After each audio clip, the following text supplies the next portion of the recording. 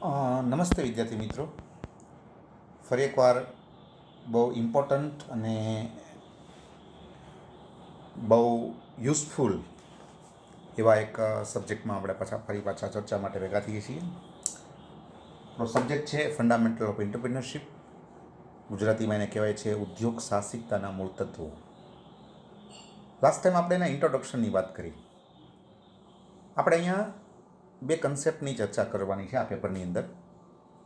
Semester પહેલામાં paper number 1 છે, semester બીજામાં પેપર નંબર 2 છે.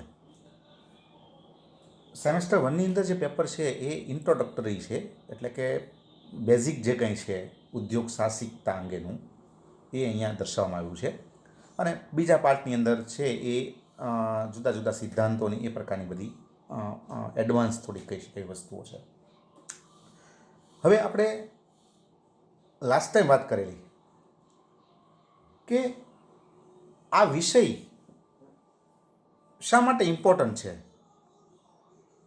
આપણે એઝ એ ઇન્ટ્રોડક્શન વાત કરેલી કે ભાઈ કોઈ પણ રાષ્ટ્ર હોય એ રાષ્ટ્રનો વિકાસનો આધાર છે એ ઉદ્યોગો ઉપર હોય છે. આ એગ્રીકલ્ચર છે, આપણે વાત પણ એ કરેલી, તમને એને આપણે રિપીટ નથી કરતા અહીંયા.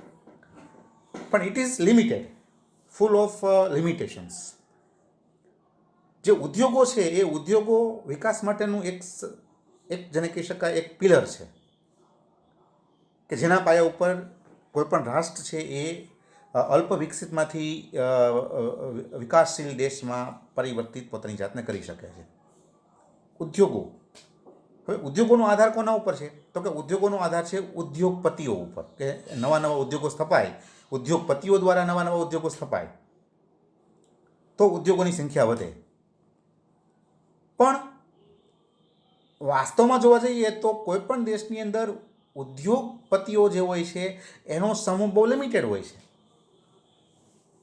એની પણ પોતાની લિમિટેશન્સ હોય છે. તો હવે શું કરવાનું કે જેથી કરીને ઉદ્યોગો વધે?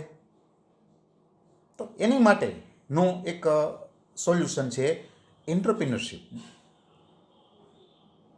ઉદ્યોગ સાહસિકતા.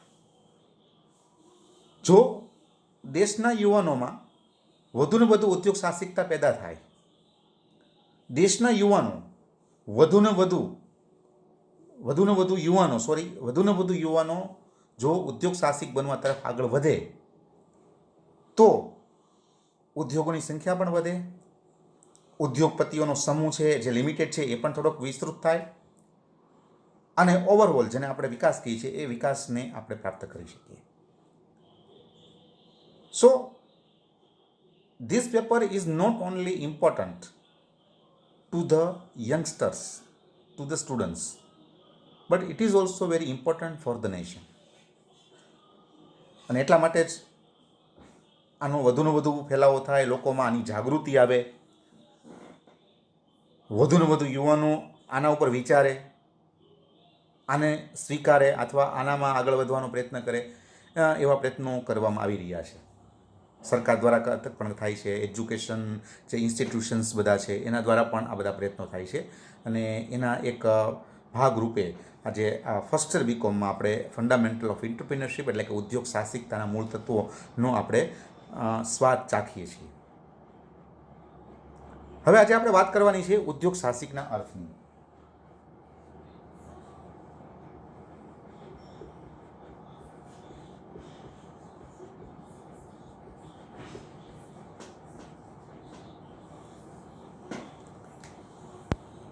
ઉદ્યોગ સાહસિક કોને કહેવાય? હવે એનું એક એક્ઝામ્પલ તમને હું આપું પહેલાં કે ઉદ્યોગ સાહસિક શું છે. પહેલાં આપણે કામ કરીએ, લખી નાખીએ, પછી આપણે એની ચર્ચા કરીએ.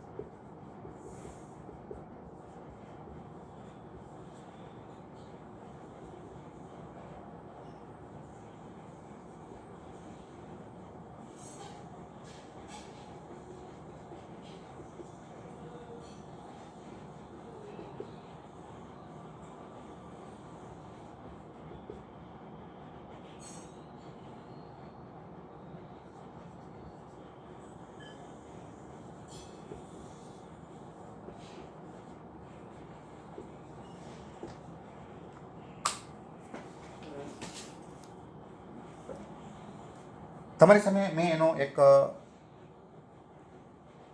Complete, simple and very effective એવો એક તમારી સામે મેં અર્થ લખેલો છે. You can note in your book, તમે એનો બુકમાં લખી શકો. ઉદ્યોગ સાહસિક, આપણે આખો અર્થ શબ્દ લખતા નથી ઉદ્યોગ સાહસિક. It is too difficult to right.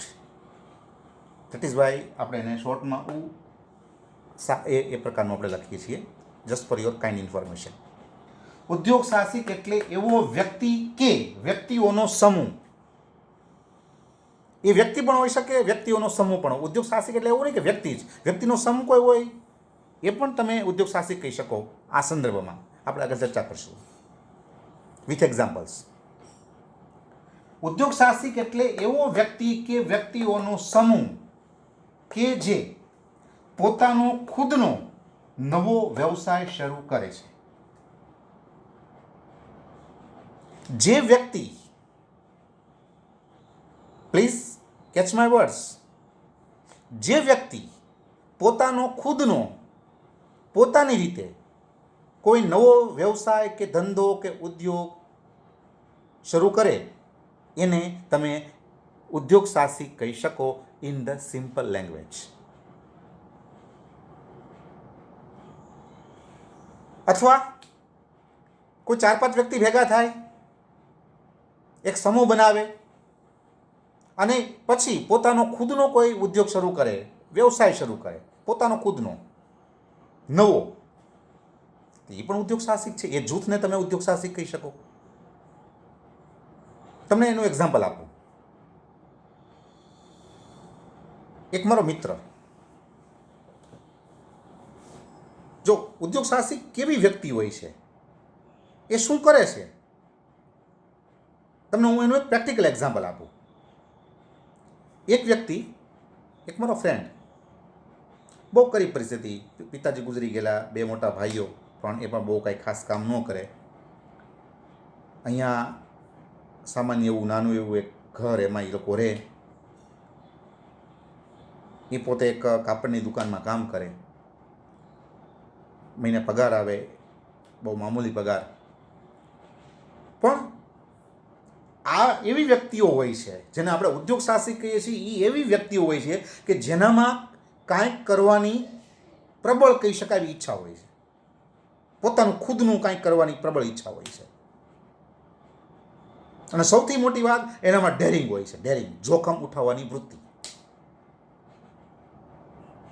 એકદમ એનામાં જે કહે ને કંઈક એકદમ એનામાં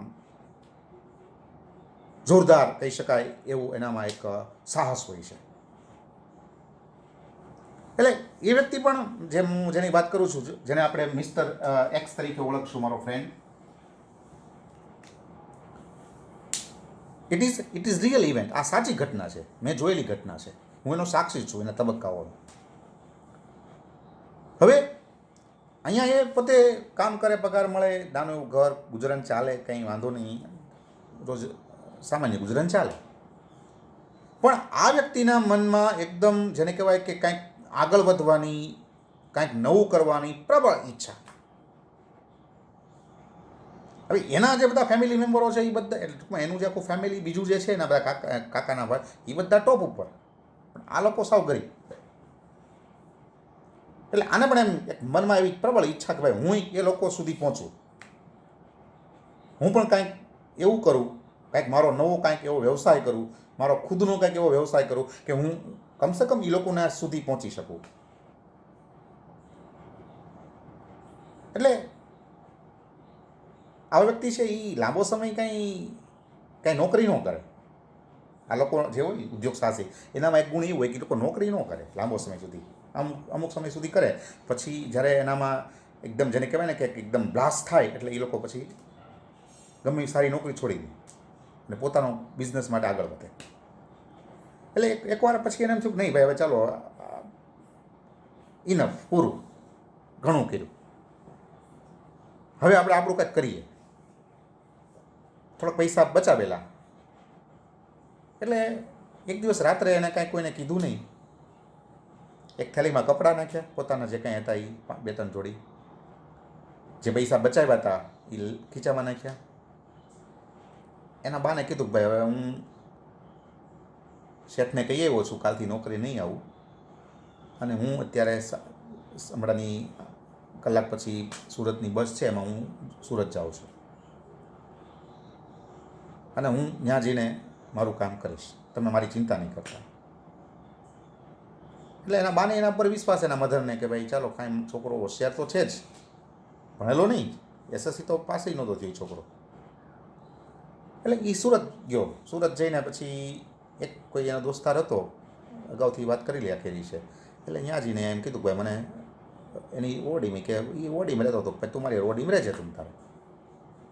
તો કે ઓકે, ઓડીમાં રહેવાનું ચાલુ કર્યું. પૈસા જે હતા એમાંથી એક રેકડી ભાડે કરી, અને જે રેડીમેડ ગાર્મેન્ટ આવે છે બાળકોના, કિડ્સ વેર જેને આપણે કહીએ છીએ, એ થોડાક લઈ આવ્યો અને વેચવાનું ચાલુ કર્યું. ધીમે ધીમે કરતાં માણસ છે એની યારે એને કોલોબરેશન કરી લીધું. ભાઈ ઓકે, એ માણસ છે એને રેકડી સંભાળવા આપી દીધી. પોતે સુરતથી મુંબઈ જાય, મુંબઈથી બધો સારામાં સારો જેને કહેવાય ને કિડ્સ વેર, બધો બાળકોનું જે કાંઈ રેડીમેડ કપડાં હોય એ લઈ આવે, અહીં રેકડીમાં વેચે. ઓલો એક માણસ રાખ્યો તો એને રેકડી સંભાળવાની, અને આ અઠવાડિયામાં 2-3 દિવસ છે એ આ રીતે બોમ્બે જાય ને માલ લઈ આવે, અને એ રીતે એણે પોતાનું ખુદનો વ્યવસાય ચાલુ કર્યો, ખુદનો નવો વ્યવસાય ચાલુ કર્યો. જો આ વસ્તુ, આ પ્રેક્ટિકલ, આ સાચું એક્ઝામ્પલ તમને એટલા માટે આપું છું કે તમને ખ્યાલ આવે કે ઉદ્યોગ સાહસિક શું છે. એ પોતાનો ખુદનો વ્યવસાય કરનાર વ્યક્તિ છે, પોતાનું કાંઈ નવું શરૂ કરનાર, ઉદ્યોગ શરૂ કરનાર, વ્યવસાય શરૂ કરનાર વ્યક્તિ છે. તો આ રીતે એને પોતાનો, મારા મિત્ર જેને આપણે એક્સ કહીએ છીએ, એને ચાલુ કર્યું ત્યાં પોતાનો ધંધો. ધીમે ધીમે 1 રેકડીમાંથી 2 રેકડી કરીને ધીમે ધીમે કરતાં એણે એના 2 ભાઈઓને ત્યાં બોલાવી લીધા, નાનું મકાન લઈ લીધું. ધીમે ધીમે કરતાં એક નાની એવી દુકાન પણ એને લઈ લીધી. આજે એ ઘટનાને 20 વર્ષ થઈ ગયા. આજે એના બધા 2 ભાઈઓ ત્યાં છે, એને બોલાવી લીધા, પછી સેટથી કરી લીધા, બધાના લગ્ન બગ્ન પણ થઈ ગયા, કારણ કે ધંધો શરૂ થઈ ગયો એટલે લગ્નનો પણ પ્રશ્ન ઉકલી ગયો.